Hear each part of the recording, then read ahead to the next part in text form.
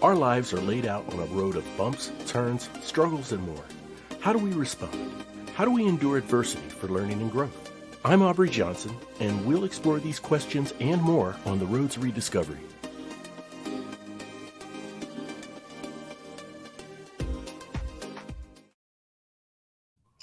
Hello, everyone, and welcome to another episode of the Road to Rediscovery.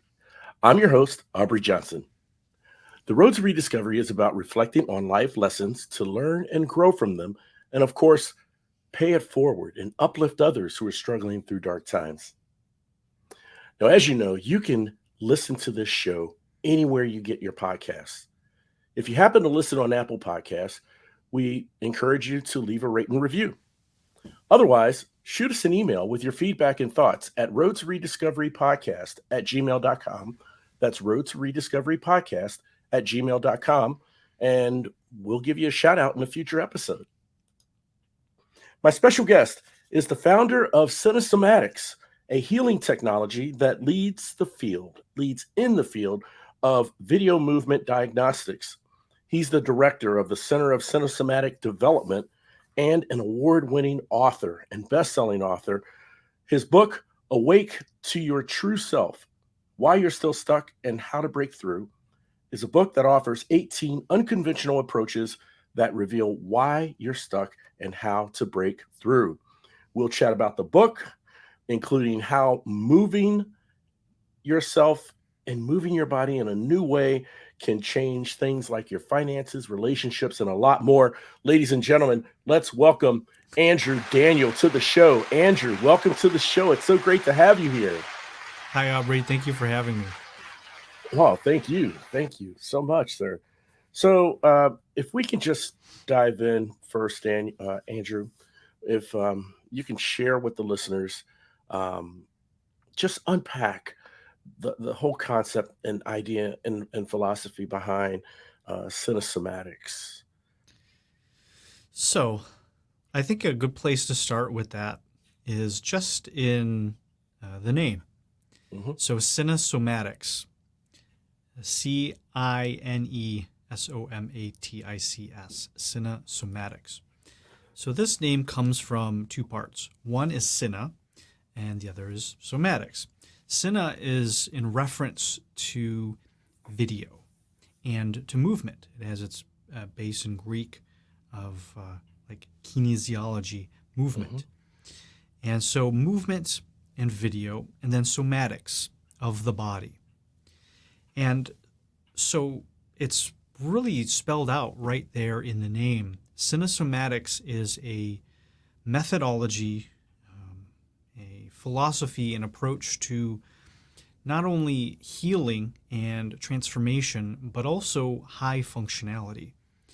And it simply works by using video, movement, feeling, and feedback as its four pillars to help show participants the hidden stories, mythologies, archetypes, blocks, and even the shadow material that is within ourselves. And all of those things keep us stuck. All of those things not only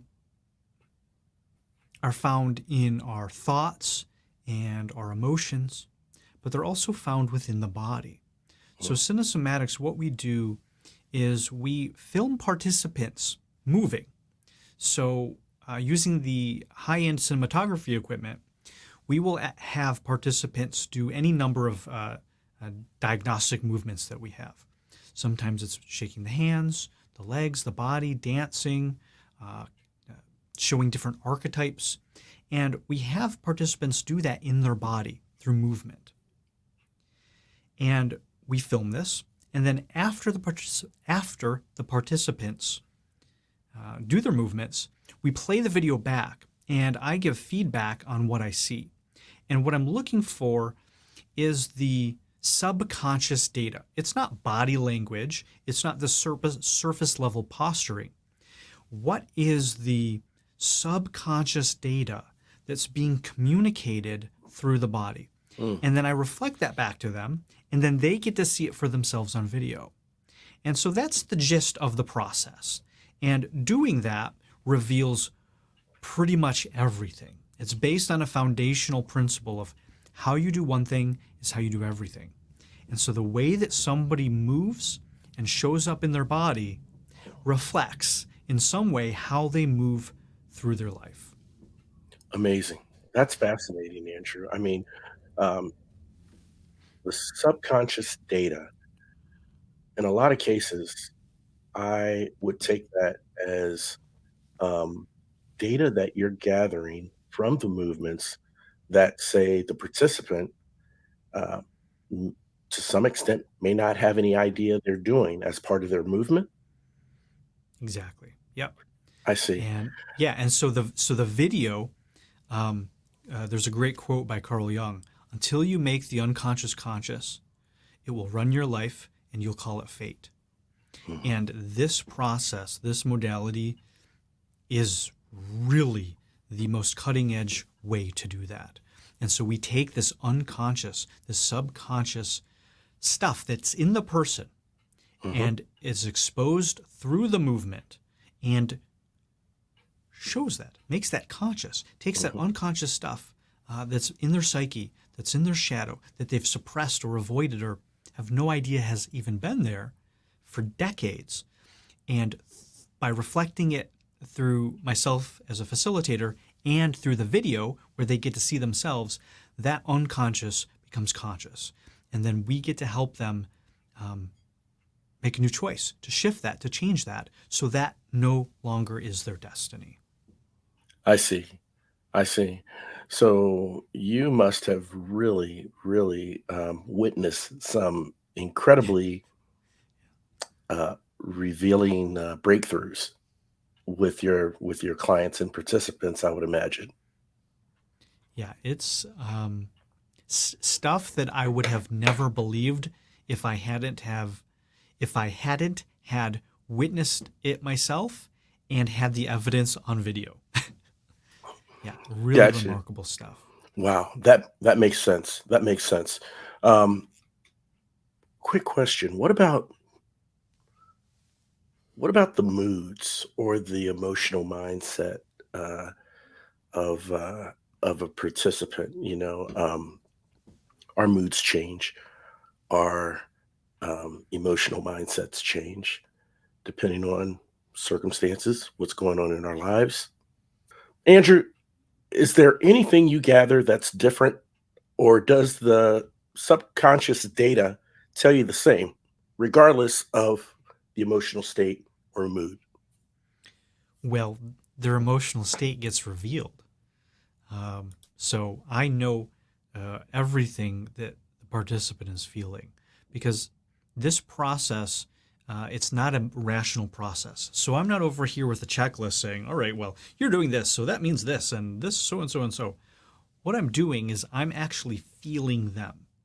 I'm actually connecting to them. I'm feeling them. I'm feeling what they're feeling in their body.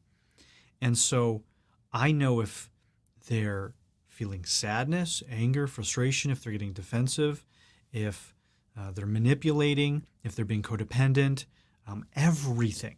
This process reveals everything. It reveals someone's worldview, it reveals their past trauma, it reveals what they're feeling and thinking now in the moment, it reveals how they process the world, it reveals how much money they're making.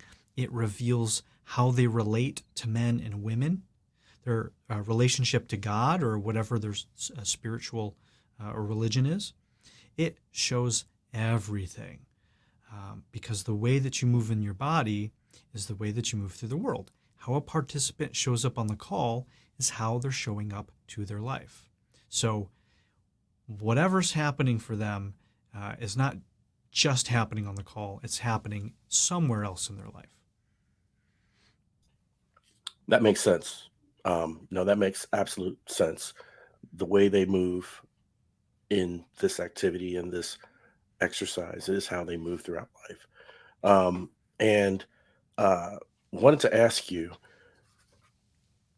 like early in your career, you've achieved some pretty substantial um, uh, accomplishments.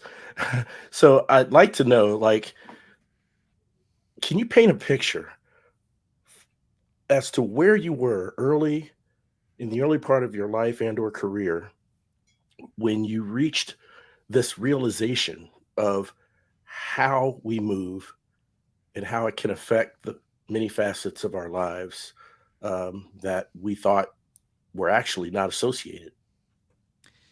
Yeah. Well, it wasn't very early on in my career at all. Okay. Okay. Um, I actually struggled a lot early in my career. I was in a completely different career.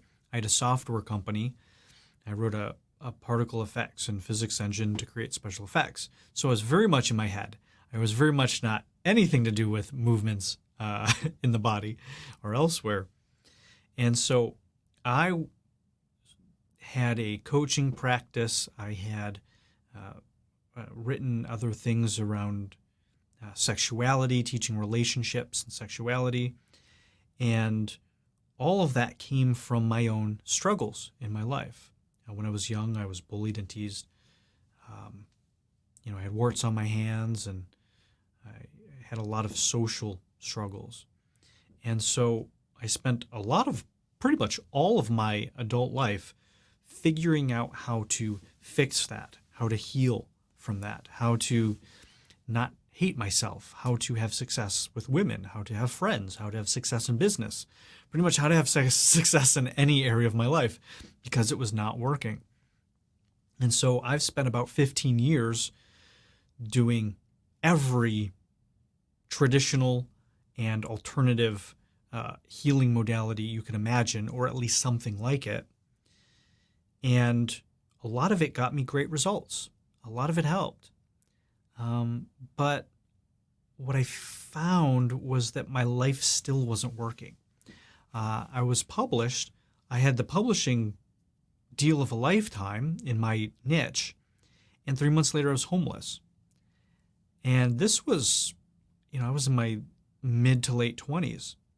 It's like, how could I have such great success? I had a software company, had Fortune 100 clients.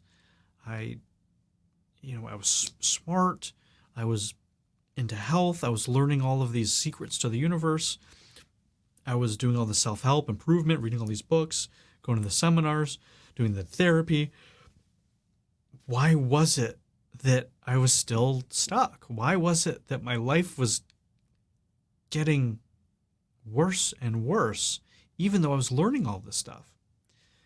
And that eventually led me to the movement stuff, to the embodiment piece, where it was, this stuff is literally in the body. I saw myself on video and I looked at myself and I was like, oh my God, yeah, that does not look like somebody that's making millions of dollars. That does not look like somebody who's at peace. That does not look like my image of myself. And that was a wake-up call. And then getting into the movement work and doing all of this stuff, I realized, this is everything. The missing piece for me wasn't more knowledge in my head. It was that knowledge turned into embodied wisdom. That my body, literally the way that I moved through the space, through the world, was the thing that was going to get me the results in the world. Because my mind is not in the physical manifested world. My mind's up, wherever the hell the mind is. we still don't even know. But it's not the body. It's not the material stuff around us. But the body is. And so I realized that was the missing link. I need to actually feel, embody, and look and move and show up in the world as this wisdom rather than just thinking about it and talking about it. I see. So does that, without selling the farm on the work that you do in your workshops, but does excuse me, does that involve for the participant a shift in thinking, a mind shift, a change in the way they think? Or it sounds like there's a tremendous amount of self-awareness and introspection that is needed for this to work. And I imagine there's activities and exercises as part of your workshop in which you help the participants at least reach to that point so that you can be productive in these movements and acknowledgement. Yeah, so you said something really important, the self-awareness. If you're not willing to look at this stuff, if you're not willing to look inside and Hmm. face and be aware of your stories, your beliefs, the results you've gotten in your life, how Hmm. you actually feel, Hmm. it's not going to work. I mean, that's the whole purpose. And so I work with a lot of clients to get them even to that point, to where they're able to feel, where they're able to actually look at themselves, both internally and on the video. And so it's a Hmm. very confronting process. This is not beginner work. This Right. is some of, if not one of the most advanced work that exists. And it's not because it's complicated that it's advanced. It's advanced because it's confronting. It's advanced because you don't get to weasel out of it. You No. don't get to escape. Right. If you have an agenda, if you're manipulating, if you're hiding, if you're running away, I will reflect that. I will give you feedback and It say, will be revealed. yeah. So Yeah. all of that stuff is revealed, even if the person has no idea they're doing it. So Hmm. most people don't realize maybe that they're doing something that's narcissistic, or they have an agenda, or they're manipulating. Sometimes they think they're just being nice. They think Yeah. they're just helping somebody. But Right. maybe in reality, they're rescuing somebody. They're being codependent. They Mm. have a ulterior motive. Even if that ulterior motive is to stay safe, is to not get rejected. So Mhm. all of this stuff gets revealed. And there's no checklist. It's all stuff for that individual person in real time, bespoke exactly for them. So it's not a cookie cutter process.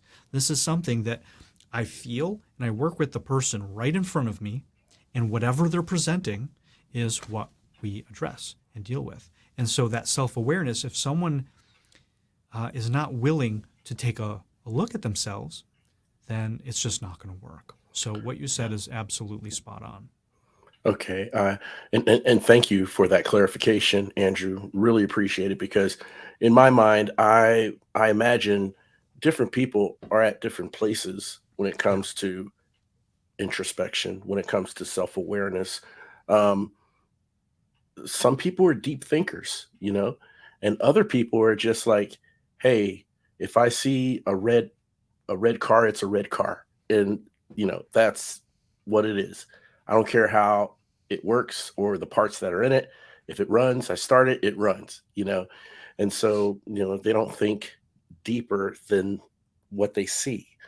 And so, to your point, there's no cookie cutter method because everyone is different. And it seems like you apply different methods and tools to help the individual depending on where they are in that introspection, where they Yes. are in that self-awareness. And that's tremendous. And it's like you're setting the foundation, right, for that. um, is there any degree, because to me this seems like uh, it seems like there's a very factual element here Mhm. Yeah. in this activity. And people are really emotional. And some people may, I don't know, take it personal that Yeah. they have to take that hard look in the mirror. And one thing that rang in my mind as you were explaining this, Andrew, was accountability. And that that confronting themselves, that hard look in the mirror, that self awareness and introspection of where they've been, the choices they've made, and that sort of thing. There's a level of accountability that I think needs to be recognized. And a lot of people have an emotional kind of response to that, you Yeah. know. I don't know. My thought is that can maybe tend to distract from the productivity and the momentum of the work that you're doing with them. So, is is is this something that you see that's common in your workshops, or is everyone just willing to, you know, to accept what they've done so that they can continue moving forward with your work? Yeah, it's actually a part of the work. Mm, So people come in and they get defensive, they mhm, take it personal, mhm, they're doing all of this stuff. That's part of the process. And I see that they're doing that, and then I mhm, give them feedback. I say, "You're taking this personal. mhm. You're getting defensive. You're making a meaning out of this that isn't there." Right, And that itself, it's like if that's what's happening, then we stop everything else and we just address that. right, right. Nothing is going to move forward if you're defending against this. And Yeah. people defend against the truth to protect their stories, to Yes. stay in suffering. Yes. And so it's part of it. That happens. We all do this. And so the initial part of this work for some people is really just helping them getting out of that defensive mode. They've been attacked their life. They've been invalidated throughout their life. They don't feel safe. They don't trust themselves or others. And all of that gets revealed.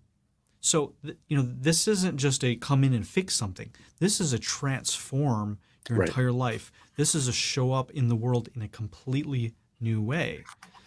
Because in order to move forward, if you're defending, if you're getting angry, if you're fighting back at me, when you see yourself doing it on the video, you're going to stay stuck. And so people that do that can't break through, they stop working with me. They Mm, just self-select themselves out, right. and they're just unwilling to take accountability or Mhm. responsibility for themselves. Now, Mm, there's another set of people that are doing all of that, and they're aware they're doing it, and they want to stop doing that. They say, "Yeah, I get so defensive. I'm taking this all personally." But you're right.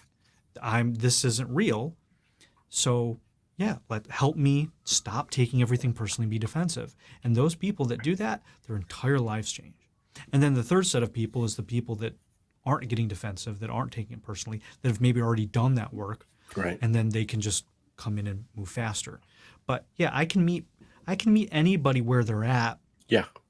but they have to have a certain willingness. Yes. They have to have courage. They have to be willing to tell the truth. They Mhm. have to be willing to make new choices, Mhm. to, as you said, take accountability. And without that self awareness and responsibility and accountability, nothing in their life is going to change, whether it's with me or anybody else. So true. So true. And it also sounds, Andrew, as if you create a safe space, not a safe space from hiding from your truth, but a Yeah. safe space in the aspect of judgment. Yeah. The Um, real definition of it. Yeah. This is not a yes. college campus safe space.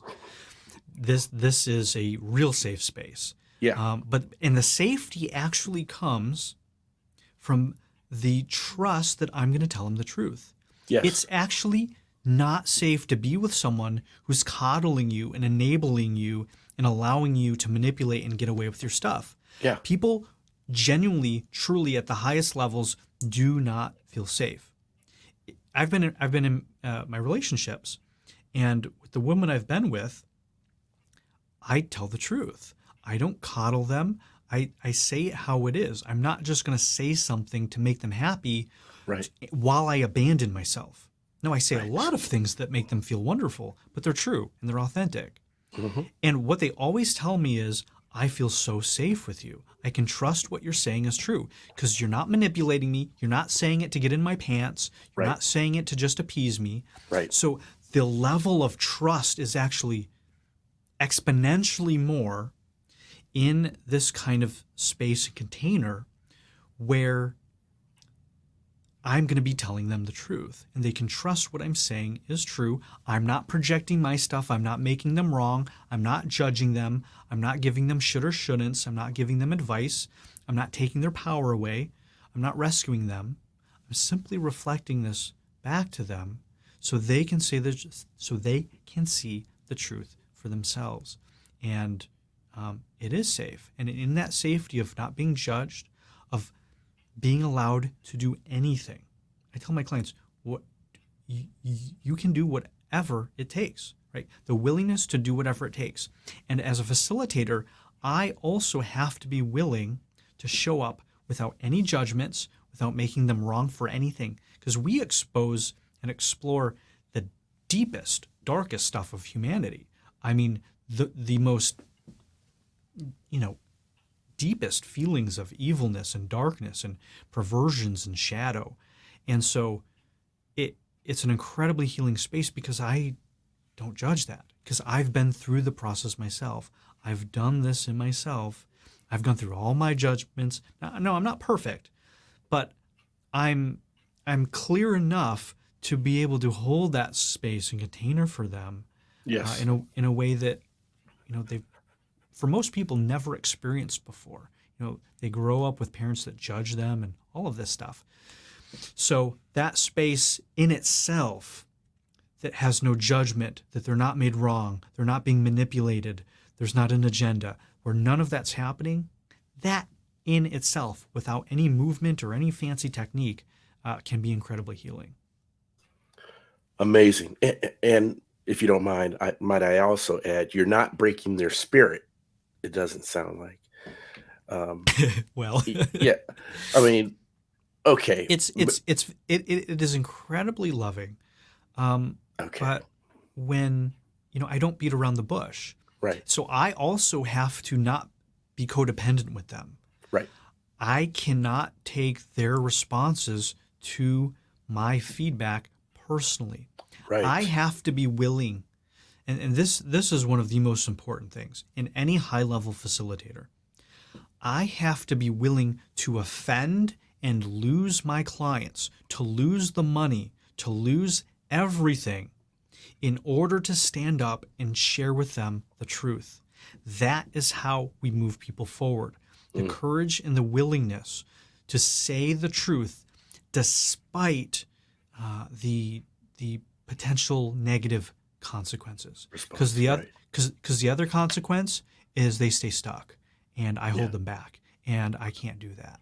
So I have to be willing to say things that they don't like, if it means them to break through and to heal. So I've had clients that will cry and feel a lot of pain and all of this stuff, but it's not because of me. That's pain that they already have inside of them. All I'm doing is saying, look, this is the truth of what's going on. Right. Look at the suffering that you're in. Yeah. And so them actually feeling that pain, looking at the sorrow, the sadness, all of that feeling from traumas or whatever it is, that's actually the thing that's going to heal them and move them forward. And you can't do that if you're suppressing it or hiding from it. No, you can't at all. 100% love it. Makes all kinds of sense. One other thing you mentioned earlier, Andrew, that I really, really enjoyed is your breakdown in unpacking what I was wondering if it was tangible or intangible, that connection, right, between the physical realm and whatever realm our thoughts and behaviors, exist, and you said, hey, it's in the body. The body's physical. So, that's where you see it. And I was trying to figure out where the connection was, between the movements and the body's just going to do, whatever you're thinking, feeling, behaving, whether all those thoughts or behaviors or not is what I'm taking from you. And so Aubrey, yeah. so I'm gonna interrupt you here because I don't know if people are listening to this or not. But if you're only listening, you can't see this. What Aubrey did was when he said connection, he touched his two pointer fingers together. So this is an aspect of cinesomatics. So so your body has a representation of what connection looks like. And as you're talking, you don't even realize it. You do something physical, tangible in the body, and that's how you, in one way, maybe it's not the only way, but it's one way you represent connection. And so for you, right, this connection, it's a touch. Two things come together. And that is a very primitive, basic example of cinesomatics. It's a certain archetype. The archetype of connection for you, one way to express it somatically through your body was to touch your two fingers together. So this is incredibly tangible, even though it accesses all of the intangible stuff. It's literally how you take all the intangible stuff and make it tangible. As above, so below. Gotcha. And so what you just demonstrated was a somatic archetype. This is how your body has a feeling of connection that went like this. You didn't spend 5 minutes in your head thinking about it. It was just this natural thing. I don't even know if you remember doing it. So no, I yeah. So your body has these internal representations, just like in your mind. Like if I say, think of connection, perhaps in your mind, for some people, it could be a circuit connecting. It could be a plug in a wall. For other people, it could be talking. Other people, it could be hugging another person. Other people, it could be holding a flower in nature. So these are mental, psychological representations of the ideas of connection. Your body has its own representation. Your body has its own definition. Now, this is where the magic starts to happen. That itself is pretty cool because you start to see, oh my gosh, the body is representing things in a way that may be the same or different than our mind. Now, this is, again, where the magic comes in. Now, if you said connection, and instead of touching your two fingers together, you took your hands and moved them away from each other, what might you think that means? To me, it would be the opposite of what I'm saying. Exactly. Yeah. So imagine you're somebody who instead of does something that to everyone else or to reality looks and feels like something connecting, you're doing something that's the opposite, that is spreading apart, that is disconnecting. Now, but imagine you're that person and you actually think and feel that's connecting. What do you think your results are going to be in your life around connection and connecting if what you think is connection is actually disconnection?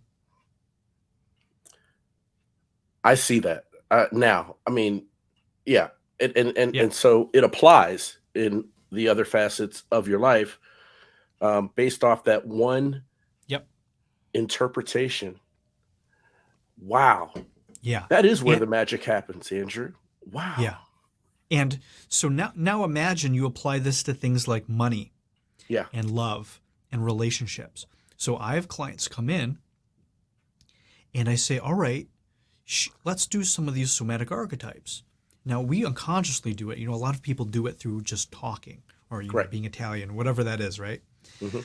However, in the cinesomatic work, we actually invite people to do this very purposefully. We have very specific things. So I have someone come in and I say, show me making money. Show me the archetype of making money. But don't tell me about it. Move. Right. Show me with your body. Mm-hmm.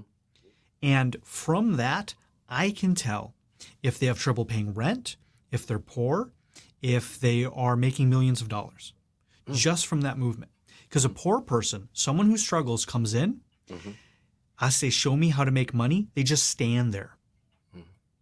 They don't even know what it feels and looks like. If you don't know what it feels and looks like, it's really hard to have it in your life. Right.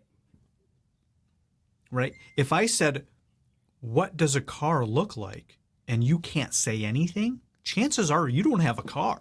Right. right? Because if you Yeah. had a Yeah. car, you'd be able to tell me a bunch of stuff about it. That's So if right. you knew how to make money, your body would know how to show that. Yes. And then there's different ranges, so that's just a taste. Apply that to relationships. What does it look like to be in love with somebody or to take care of somebody? And if you start punching your hand, that's a very dysfunctional way to show loving somebody. In Right. fact, it's probably abusive. And so for Yes. that person, and in these examples, it's what I would call reversed wired. It's Okay. the opposite. Their nervous system is actually reverse wired. What they think is love is actually abuse, and abuse love. What they thought was connection was actually disconnection. And so that's the start of everything. And from there, we actually, through the body and through discussion and the whole process, get them to actually re-embody the proper wiring, to rewire their nervous system, to create new neural pathways, and to figure out how all of that actually applies to their real life. So it's insanely practical. This stuff isn't just theoretical. You Right. see it in the body, you change it in the body, and it actually reflects in your bank account, it reflects in your relationships, it reflects in your health, it reflects everywhere in your life. Because how you do one thing is how you do everything. If you can create the change somatically, it's going to create the change practically in your life. Love it. Love it. Andrew, it seems like we've talked about two levels of connection that are most significant in your work. Just as a quick recap, if you don't mind, I'm thinking the first connection is obviously between our thoughts, our beliefs, and how that connects to the physical realm and the physical part of us, our bodies, right? So that's just in movement. There's subconscious stuff, there's conscious stuff, and that's one level of connection that I see here. The next level of connection is when you are doing the movement and your diagnoses and your interpretations and working the participant through this in what you see and how, and if there's an adjustment in how they should respond, then you work through that adjustment. But the connection there that I see is the connection in the work you do with their movements and how it connects to the other aspects of their lives, i.e., Practical more life. money in Yeah. your pocket, relationships enhanced, and things like that. Yeah. It's exactly that. It's all connected, right? Mm, yeah. Understanding that the mind, body, emotion, energetics, all those levels affect each other. And so if you can change and feel and face the emotions, it's going Hmm. to change the way that you show up in your body. Hmm. Then that's going to change what actually happens in your life, because there's no difference. And Yeah. it sounds kind of, on one hand, it sounds so self-evident and obvious, but on the other hand, it sounds kind of crazy. Like, why would changing the way that I move my hands actually put in tens of thousands of more dollars into my bank account? Right. Right. Um, but it does. Mhm. um, yeah, it really does, and we have hundreds of people that have done it, And they and can attest to it. And yeah, I mean, like you said, this is all practical. These, I mean, yeah, it doesn't sound like anything theoretical with this, yeah, right? yeah. So this is not theory based. It's not evidence based. It is, or it's not belief based. It's not about believing anything. This is results based work. We only do what actually gets results in real life. So there's a lot of really fun and cool and interesting metaphysical or psychological or theoretical stuff that's like, oh, wow, this is really interesting. But it doesn't necessarily apply to money in your bank or a relationship in your life or joy and happiness in your smile. Everything we do has to connect to something practical in life. And even if it doesn't seem like it on the surface, underneath it all, it is. Even if you don't see how being defensive to feedback about the way you're shaking your hands changes anything, it does. And Yeah. every single person that I've done this with and and they've seen themselves move, say, you're moving in this way. They say, oh my God, that's how I do that over there and over there. Yeah. And Yeah. so it's not somebody only relying on me. They get to see it themselves in their own body. So Right. I'm not just some guru that's saying, this is what's wrong with you and this is what you should do. Right. I'm reflecting back, but the video reflects back even better. And so they can argue with what I'm saying, but it's right there, right? It's Right in the video. video of them moving is right there, Mhm. which is one of the most powerful parts, but it's also the most challenging part because you get to look at all the stuff you're doing that you've spent decades of your life suppressing and hiding, denying, and avoiding. And it's not a walk in the park sometimes, but it No. does. But it does heal. It does change your life. So it requires great courage. But if you have the courage, if you have the willingness to look at the worst and best parts of yourself, literally look at them, then it will transform your life. That's beautiful. And I'm hearing words like freedom, expressions like, freedom and Yeah. weight lifted off your shoulders, things that were such a burden. Any type of guilt or shame that you've had is automatically uplifted. And we don't even have to focus on that guilt and shame throughout your workshops, throughout the work with your participants. That's almost like a byproduct that happens um, during this transformation. And of course, now they have the tools that you equip them with to continue that transformation, it sounds like. Yes, some really cool stuff happens. Like I did a session with this older lady. I think she was in her 70s. And in the beginning of the session, she looked about that age. At the end of the session, after the breakthrough that we had, our first call, she looked 20 years younger. Wow. And I have the video. You can see it. You Yeah. can see the before and after of how this Wow. woman looked just from releasing all of that weight that you just Yeah. talked about. Yeah. So I don't advertise, this is a facelift program, but there's a lot Right. of people that come out of it looking decades younger because of all of that emotional weight. Yeah. Yeah. No, I can clearly see that. And on a side I'm note, actually 83 years old. And oh, this you're is- 83, huh? Yeah. Well, you know what? You age well. You Yeah. must have zero stress, man. Oh, that's great. And you know what? When you were mentioning that, I was just thinking about and not touching on politics or any particular side, but just a president in general. You can take any two-term president and put a side-by-side picture from their inauguration to when they leave. And I have seen such a progression in those side-by-sides with, with various two-term presidents. And I was just thinking about that as you were saying, that's kind of like the progression of someone with having burden and weight put on them, Yeah. Versus how your flip them. clients do.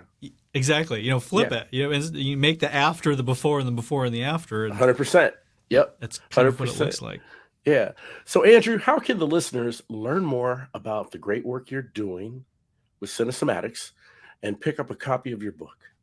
Sure. So Cinesomatics specifically, that's the modality. That's at cinesomatics.org, cinesomatics.org, cinesomatics.org. Mm-hmm. And then you can learn about me and working together with me specifically in my books and all of that stuff at andrewdaniel.org. Just one word, andrewdaniel.org. Beautiful. We'll put links to both sites on the episode show notes so the listeners can click those links and get more great information while they're listening to this wonderful conversation. Andrew, I can't thank you enough for coming on the show. Thank you so much for just coming on, sharing with us, what Cinesomatics is and the great benefits that, we can get from it. Thanks, Aubrey. I appreciate all the questions too. Absolutely. Yeah, thanks for having me.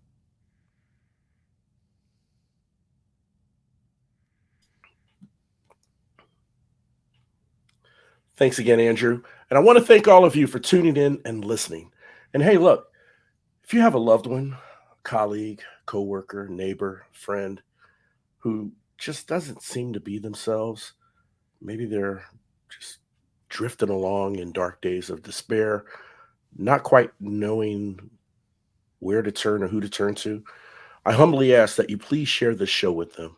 Because on the road to rediscovery, we want our listeners to know two things. Number one, you're not alone. And two, there's always hope. The road to rediscovery, it's a movement, a revolution. And guess what? You are now part of it. We're all roadies on this journey of life. And it sure feels good having you on the road with me. Thanks again for listening. We'll chat again soon. We really hope you enjoyed this episode of The Road to Rediscovery. We'd love to hear from you. Shoot us an email at roadtorediscoverypodcast@gmail.com and leave us any questions or comments you may have.